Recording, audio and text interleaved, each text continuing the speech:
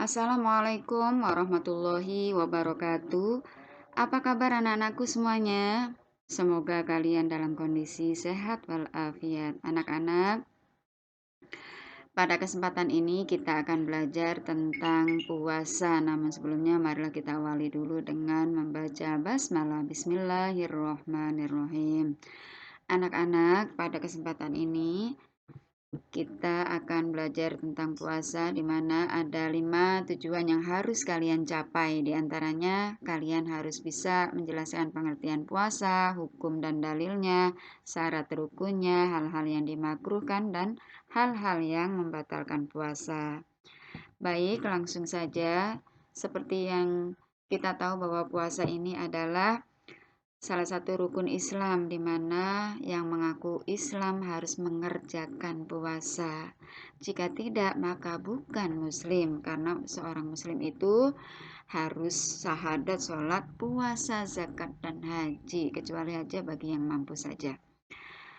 Baik, nah apa sih puasa ini? Puasa adalah, menurut bahasa adalah dari kata somun atau siamun, yang artinya imsak, menahan.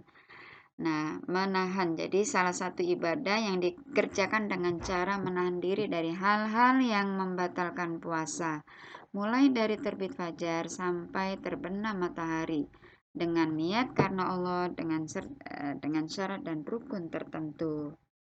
Baik, dasar hukumnya ada di surat Al-Baqarah ayat 183. A'udzubillahi minasyaitonirrajim. Ya ayyuhalladzina amanu kutiba alaikumusiyam kama kutiba alal ladzina min qablikum la'allakum tattaqun.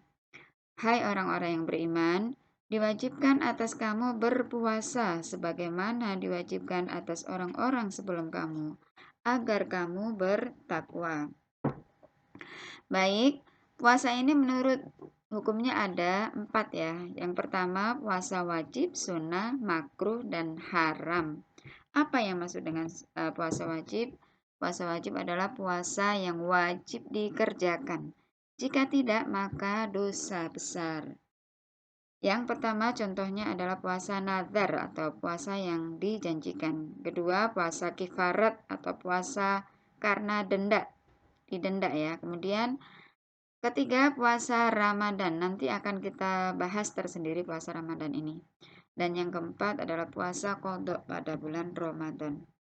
Selanjutnya, yang dimaksud dengan puasa sunnah adalah puasa yang apabila dikerjakan, maka menyempurnakan Islam kita, menambah pahala. Namun jika ditinggalkan memang tidak berdosa, tapi sayang sekali kalau dilewatkan ya. Contohnya seperti puasa 6 hari di bulan Syawal. Siapa yang mau berpuasa 6 hari di bulan Syawal ini, maka keutamaannya seperti berpuasa satu tahun penuh. Maka sayang kalau dilewatkan. Kemudian puasa Arafah pada tanggal 9 Dzulhijjah. Keutamaannya itu Allah ampuni dosa selama 2 tahun, 1 tahun yang lalu dan 1 tahun yang akan datang. Kemudian ketiga adalah puasa Asy'ara atau puasa pada tanggal 10 Muharram, di mana keutamaannya adalah Allah ampuni dosa 1 tahun yang lalu. Contoh puasa sunnah adalah puasa Senin dan Kamis, di mana semua amal ibadah dihadapkan ke hadirat Allah pada hari Senin dan Kamis. Maka Rasulullah sangat menyukai apabila amalannya dihadapkan kepada Allah dalam kondisi berpuasa. Selanjutnya puasa Daud. Puasa Daud ini puasa selang-seling, sehari berpuasa dan sehari berbuka. Dan yang keenam, puasa pada hari terang bulan atau Yaumul Bid atau Ayyamul Bid, tanggal 13, 14, 15 setiap bulan Komariah tahun Hijriah. Kemudian puasa haram. Apa yang maksud dengan puasa haram? Puasa yang apabila dikerjakan maka hukumnya haram. Contoh, puasa di 2 hari raya, Idul Fitri dan Idul Adha.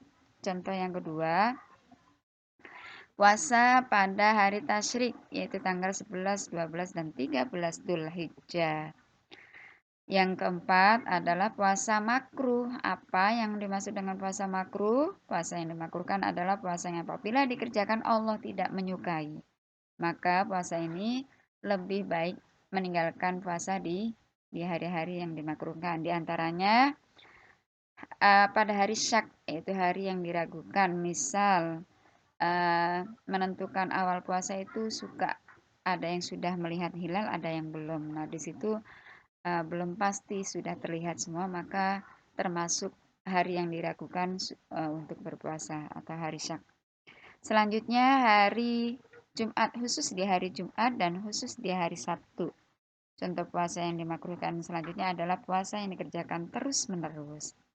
Baik, tadi satu ibadah puasa itu ibadah yang dikerjakan dengan cara menahan dari hal-hal yang membatalkan dengan syarat dan rukun tertentu. Nah, syaratnya apa? Nah, syaratnya ini ada dua ya, ada syarat wajib dan syarat sah. Syarat wajib maksudnya apa? Maksudnya siapa saja yang sudah memenuhi syarat wajib ini, maka wajiblah ia berpuasa. Di antaranya Muslim balik berakal, kemudian suci dari haid dan nifas, kemudian mampu mengerjakan puasa. Dan syarat sah adalah bagian yang harus dipenuhi, jika tidak maka tidak sah. Siapa itu? Muslim balik berakal, kemudian suci dari haid dan nifas, kemudian bukan pada hari-hari yang diharamkan. Sedangkan rukun puasa, rukun itu bagian yang harus ada, yang wajib ada ketika berpuasa. Jika tidak, maka batal puasanya. Pertama, ada dua rukun puasa, satu niat dan dua meninggalkan segala sesuatu yang membatalkan, ya. Seperti apa yang membatalkan? Makan minum dengan sengaja, muntah dengan sengaja, berhubungan badan suami istri di siang hari, haid nifas, gila mabuk pingsan atau tidak sadar, kemudian masukkan sesuatu ke rongga mulut, ke rongga badan, kemudian murtad. Hal-hal yang disunahkan adalah makan sahur, mengakhirkan sahur, bersegera berbuka dengan yang manis ya, kemudian baca doa berbuka. Dhahabat dhama'u wabtallatil uruk wa thabatal ajru insyaallah, ya, kemudian memberi makan untuk berbuka kepada orang lain. Selanjutnya hal-hal yang dimakruhkan, hal-hal yang harus dijauhkan adalah berkata kotor ketika puasa, sengaja lambat berbuka, sengaja menelan makanan, kemudian berbekam, bersiwak, kumur-kumur, dan suntik. Demikianlah materi pada kesempatan ini. Semoga bermanfaat. Wassalamualaikum warahmatullahi wabarakatuh.